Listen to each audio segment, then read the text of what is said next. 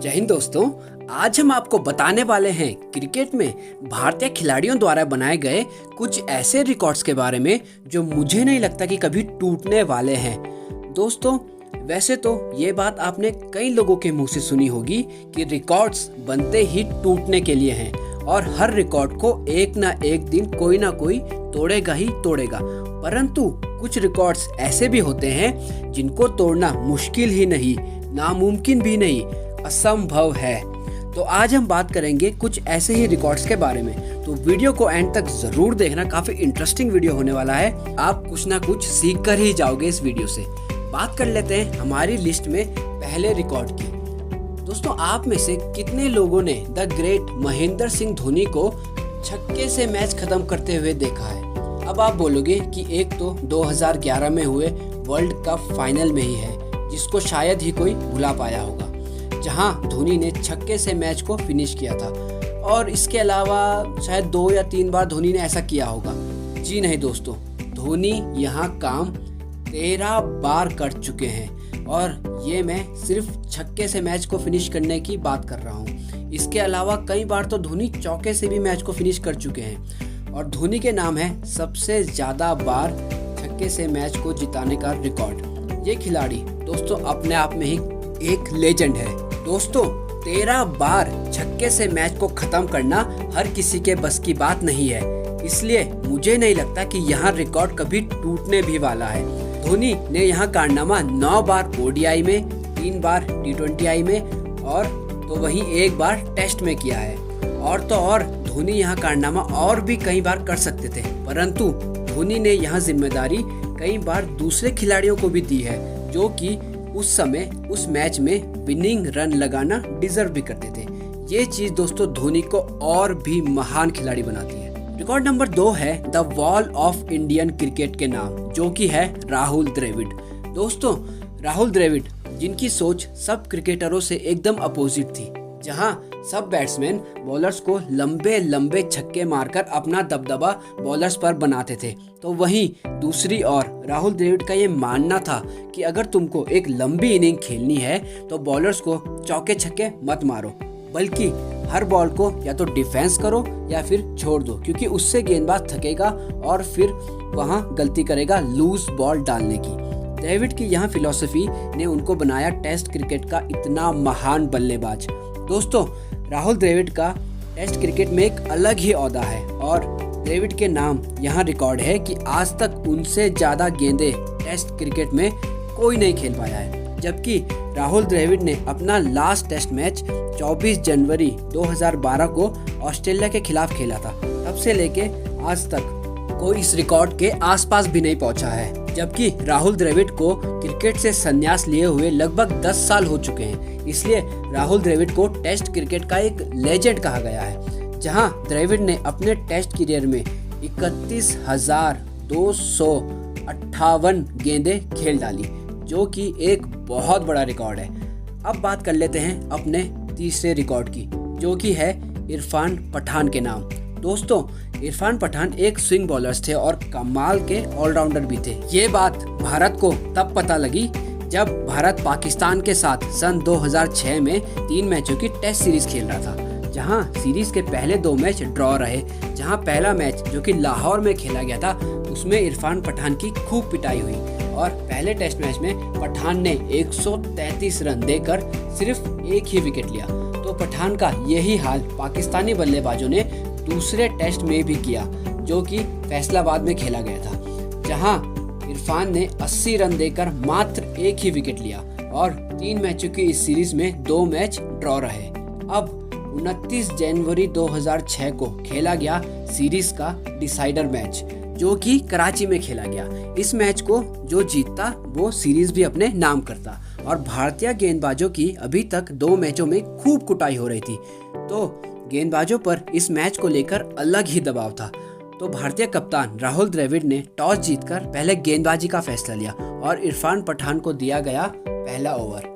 पाकिस्तान के opener Salman but ने पहली 3 गेंदें डॉट खेली और चौथी गेंद पठान ने मिडिल लेग पर फेंकी, जो कि बाहर की तरफ स्विंग हो रही थी। सलमान बट ने गेंद को डिफेंस करने गए और गेंद बल्ले का बाहरी किनारा लेकर सीधा कप्तान राहुल द्रविड़ के हाथों में चली गई और पाकिस्तान का स्कोर हुआ 0 पर 1 विकेट और इरफान पठान को मिला उनका पहला विकेट। अब क्रीज पर आते हैं यूनिस खान।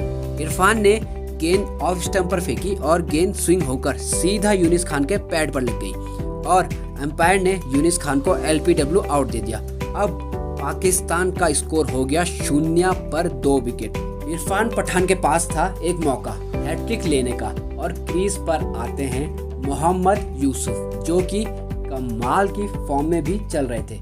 यहाँ गेंद तो इरफान पठान ने अपने करियर की सबसे बेहतर गेंद फेंक डाली। ये गेंद हवा में तो स्विंग हुई, साथ ही में पड़ने के बाद भी स्विंग हुई और सीधा स्टंप में जाकर लग गई। मोहम्मद यूसुफ तो एकदम आश्चर्यचकित रह गए और यूसुफ क्या, उनकी जगह कोई और भी होता तो यहाँ गेंद नहीं खेल पाता।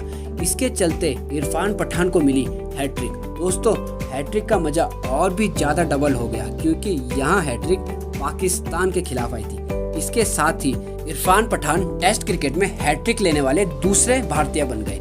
दोस्तों, हैरानी की बात तो यहाँ है कि हैट्रिक लेने के बाद भी भारत यहाँ मैच जीत नहीं सका और पाकिस्तान ने यहाँ सीरीज 1-0 से जीत ली। लेकिन दोस्तों, एक टेस्ट मैच में जो कि हर कोई डिफेंसिव अप्रोच से खेलता है, उसके पहले ही ओवर में हैट्रिक लेना अपने आप में एक बहुत बड़ा रिकॉर्ड है, जो रिकॉर्ड इतने सालों बाद तक भी कायम है। और मुझे नहीं लगता दोस्तों कि यह रिकॉर्ड कभी टूटने भी वाला है। हो सकता है कि तेज तर्रार T20 क्रिकेट या फिर ODI क्रिकेट में कोई पहले ओवर में हैट्रिक ले भी ले, परंतु टेस्ट में तो यहाँ इरफान पठान का रिकॉर्ड टूटने से रहा। अब बताते हैं आपको हमारी लिस्ट के चौथे रिकॉर्ड की, जो कि है वीरेंद्र सहवाग के नाम, जिन्होंने लगाया था भारतीय टीम से पहला तिहरा शतक। और हैरान करने वाली बात तो यहाँ है कि सहवाग ने 300 रनों के आंकड़े को छक्के से पूरा किया और बन गए 300 रन बनाने वाले पहले भारतीय। यह बात है 29 मार्च 2004 की, जब भारतीय टीम मुल्तान में पाकिस्तान के खिलाफ एक टेस्ट सीरीज खेल रही थी। दोस्तों, अब आप लोग सोच रहे होंगे कि भाई इरफान पठान ने भी हैट्रिक पाकिस्तान के खिलाफ ली थी और सहवाग ने भी 300 रन पाकिस्तान के खिलाफ बनाए। अब क्या करें, हमारी भारतीय टीम को पाकिस्तान के सामने ना एक अलग ही रंग और अलग ही रूप में नजर आती है। तो इस मैच में पहले बल्लेबाजी करने उतरा भारत और ओपनिंग करने आए वीरेंद्र सहवाग और आकाश चोपड़ा। दोनों ने पहले विकेट के लिए 160 रन जोड़ डाले। सहवाग शुरू से ही अटैकिंग करते हुए नजर आए, लेकिन 160 रन पर भारत ने गंवाया अपना पहला विकेट आकाश चोपड़ा के रूप में। अब बल्लेबाजी करने आए कप्तान राहुल द्रविड़, लेकिन द्रविड़ इस मैच में कुछ खास नहीं कर पाए और बने मोहम्मद शमी के शिकार। लेकिन फिर क्रीज पर आए सचिन तेंदुलकर। सचिन और सहवाग ने तो पाकिस्तानी बॉलिंग यूनिट को तहस नहस कर दिया और जहां सचिन डिफेंसिव अप्रोच से बल्लेबाजी कर रहे थे और केवल लूज गेंदों को ही टारगेट कर रहे थे, तो दूसरी ओर सहवाग तो अलग ही मूड में थे। वहां लूज गेंदों पर बड़ा शॉट लगा ही रहे थे, परंतु अच्छी गेंदों को भी नहीं छोड़ रहे थे। वहीं सचिन बीच बीच में सहवाग को समझा भी रहे थे कि हर गेंद को टारगेट करने की आवश्यकता नहीं है, इसमें ज्यादा रिस्क है और तुम आउट भी हो सकते हो। लेकिन सहवाग कहाँ किसी के सुनने वाले थे। अब सहवाग 294 रन पर खेल रहे थे, तो सचिन ने सहवाग को समझाया कि पहले अपने 300 रन पूरे कर लो, फिर बड़ा शॉट खेलना, क्योंकि तुम पहले भारतीय बनने वाले हो जो कि 300 रन बनाएगा। तभी सहवाग यहाँ कहते हैं कि मैं 294 बनाने वाला भी पहला भारतीय ही बना हूँ, तो मैं एक बड़ा शॉट खेलकर ही अपने 300 रनों तक पहुंचूंगा। तभी गेंद डालने आते हैं शकील मुस्ताद, जिनकी पहली 2 गेंदें सचिन तेंदुलकर खेलते हैं और दूसरी गेंद पर सहवाग को स्ट्राइक देते हैं। अब सहवाग खेल रहे थे 294 रनों पर और सचिन ने आंखों ही आंखों में सहवाग को आराम से खेलने को कहा। तीसरी और चौथी गेंद सहवाग ने डिफेंस करी, लेकिन उसके बाद 5वीं गेंद पर सहवाग क्रीज से बाहर निकले और एक लंबा छक्का मार डाला, अपने तिहरे शतक तक पहुंच गए। उसके बाद सहवाग ने सीधा सचिन को गले लगाया। यहाँ से सहवाग बन गए पहले भारतीय जिसने तिहरा शतक लगाया। और रिकॉर्ड वाली बात तो यहाँ है दोस्तों कि सहवाग ने छक्के से अपने तिहरा शतक पूरा किया, जो रिकॉर्ड अभी तक कायम है और मुझे नहीं लगता कि यहाँ रिकॉर्ड कभी टूटने भी वाला है कि कोई बल्लेबाज छक्के से अपना तिहरा शतक पूरा करे। इस दिन के बाद सहवाग को मिला एक नया नाम, मुल्तान का सुल्तान। इसके बाद सहवाग मोहम्मद शमी की गेंद पर आउट हो गए और सहवाग ने इस मैच में बनाए 309 रन मात्र 375 गेंदों में, जिसमें सहवाग ने लगाए 39 चौके और 6 कमाल के छक्के। लगभग 82 के स्ट्राइक रेट से सहवाग ने यहाँ रन बनाए और यह मैच भारत ने 1 इनिंग और 52 रनों से जीत डाला और वीरेंद्र सहवाग को इस मैच में मैन ऑफ द मैच भी चुना गया। दोस्तों, अगर आप भी क्रिकेट लवर हैं और ऐसे ही मजेदार फैक्ट्स जानना चाहते हैं तो हमारे चैनल को सब्सक्राइब जरूर करें और नोटिफिकेशन बेल को ऑन करना ना भूलें। इससे होगा क्या, अब आपको रेगुलर न्यू वीडियोस के नोटिफिकेशन मिलते रहेंगे। तो अब बताते हैं आपको हमारे 5वें और आखिरी रिकॉर्ड के बारे में, जिसको तोड़ने के लिए आपको शायद 2-3 जन्म लेने पड़ेंगे, लेकिन सचिन तेंदुलकर ने यहाँ काम एक इसी जन्म में पूरा किया है। मैं बात कर रहा हूँ सचिन तेंदुलकर के शतकों के शतक की। सचिन तेंदुलकर, जिनका पूरा नाम सचिन रमेश तेंदुलकर है।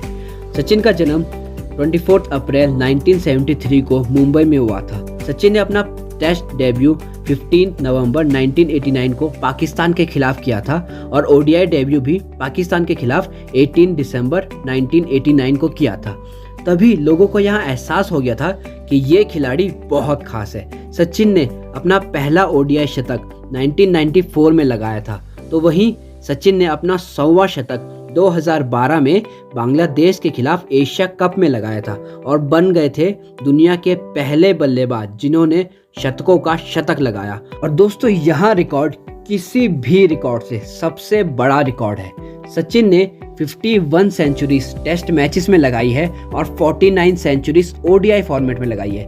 सचिन तेंदुलकर भारत का वहां सितारा है जहां पहुंचना किसी के बस की बात नहीं है। सचिन को क्रिकेट का भगवान भी कहा जाता है। दोस्तों, सचिन तेंदुलकर के लिए एक लाइक तो बनता है। सचिन तेंदुलकर को कई सारे अवार्ड से भी सम्मानित किया जा चुका है, जैसे अर्जुना अवार्ड, खेल रत्न अवार्ड, पद्मश्री, पद्म विभूषण, भारत रत्न जैसे हाईएस्ट सिविल अवार्ड से भी नवाजा जा चुका है।